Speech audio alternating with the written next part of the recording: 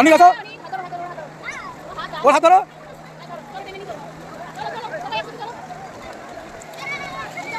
বাস বাস বাস বাস বাস দাঁড়াও পাপা দীঘা বন্ধুরা আমরা দীঘার ব্লগ নিয়ে চলে এসেছি। মর্নিং আমরা উঠে পড়েছি। আমরা দীঘা যাচ্ছি, দেখতেই পেলে আমরা আজকে দীঘা যাচ্ছি। সকাল সকাল 4:30টার সময় ডিম সেদ্ধ বসানো হয়ে গেছে, আমাদের গাড়ি চলে এসেছে, আমরা উবেরে করে চলে যাচ্ছি একদম হাওড়াতে। এই যে আমাদের বেদিয়াপাড়াটা আমরা পেরিয়ে যাচ্ছি, খুব মিস করছি। যতই হোক আমাদের পাড়া একটা খুব ভালো লাগে। চলে এসেছি আমরা হাওড়াতে। হাওড়াতে এসে একটু চা খেয়ে নিলাম। এই যে সব হাওড়া স্টেশনে আমরা এন্ট্রি নিচ্ছি, সব বন্ধুদের সাথে দেখা হয়ে গেল। সবাই তো খুব এক্সাইটেড ছিল দীঘা যাওয়ার জন্য, বাট 2 ঘন্টা প্রায় ট্রেন লেট। আমরা খুব ফেড আপ হয়ে যাচ্ছিলাম যে একটা আসার যে একটা আনন্দ, কিন্তু লেট হয়ে গেলে সেটা একদমই ভালো লাগে না। ফাইনালি ওরা যখন ট্রেনটাকে দেখতে পেলো খুবই খুশি হচ্ছিল, কিন্তু ট্রেনটা ঢুকছে দেখো মানে একদম স্লোলি স্লোলি স্লোলি ভাবে, মানে আমাদের বিরক্ত লাগছিল। বাট ফাইনালি ট্রেন চলে এলো আমাদের। এই যে আমরা ট্রেনে উঠতে না উঠতেই বাচ্চাদের খুব খিদে পেয়ে গেছিল, কারণ হচ্ছে অনেকটা ট্রেনটা লেট ছিল। আর সকাল থেকে ওরা সেভাবে কিছু খায়নি। আমরা ডিম সেদ্ধ তোমরা দেখেইছো, ডিম সিদ্ধ, ডিম, কলা, পাউরুটি, চিপস এই সমস্ত কিছু নিয়ে এসেছিলাম। কলাগুলো তোলো, 12টা কলা একসঙ্গে তোলো। কলা খাও, আমি নিয়ে এসছি। এটাই খাও।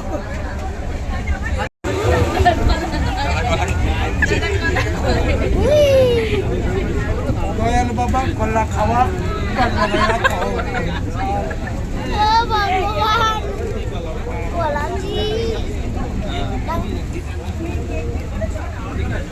তোর কলা কই? এনে কলার সংখ্যা বেশি।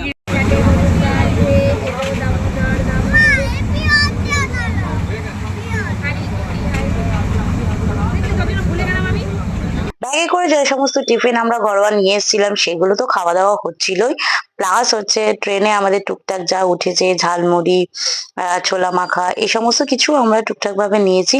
তারপর বাচ্চাদের তো জানোই চিপস পেলে ওরা খুবই মজা পায়, ওদের জন্য সবার জন্য চিপস নিয়ে এসেছিলাম। এদিকে মান অভিমানের পালা চলছে। বাচ্চাদের যে এত ছোট ছোট বয়সে এদের এত মান অভিমান এত কিছু, সেগুলো মানে এখন দেখলে মানে বোঝা যায় যে আমরা অনেক বোকা ছিলাম বা কিছু। তো যাই হোক ফাইনালি আমরা দেখো দীঘাতে নেমে গেলাম। এই যে দীঘা চলে এসছে আমাদের। দীঘার যে জগন্নাথ মন্দিরটা এখনো কাজ চলছে, একদম সামনে, একদম বিচের সামনেই আমরা হোটেলটা নিয়েছিলাম, হোটেল অনন্যা। হোটেলটা তোমাদের আমরা দেখিয়ে দিই, খুবই সুন্দর, কম রেঞ্জের মধ্যে আমরা খুব ভালো হোটেল পেয়েছি। এটা নাকি একমাত্র অফ সিজন বলেই আমরা রেন্টটা একটু কম পেয়েছি, বাট খুবই সুন্দর হোটেলটা।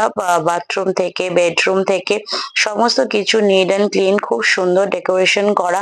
প্লাস আমাদের অনন্যা মানে হোটেল অনন্যা তরফ থেকে একটা গিফট র্যাপার দেওয়া রয়েছে, ওর মধ্যে হচ্ছে তোমার বডি শাওয়ার, সোপ এক্সেট্রা দেওয়া ছিল। চলো চলো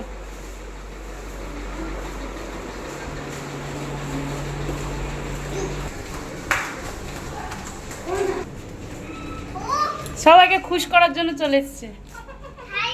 দিয়ে দাও দিয়ে দাও, সবাইকে দিয়ে দাও।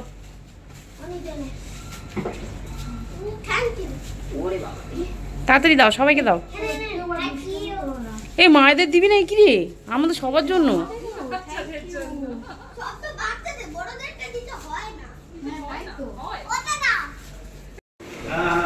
গেটই খুলছে না, বল। খুলেছে। মাকে দিবি, বাবাকে দিবি।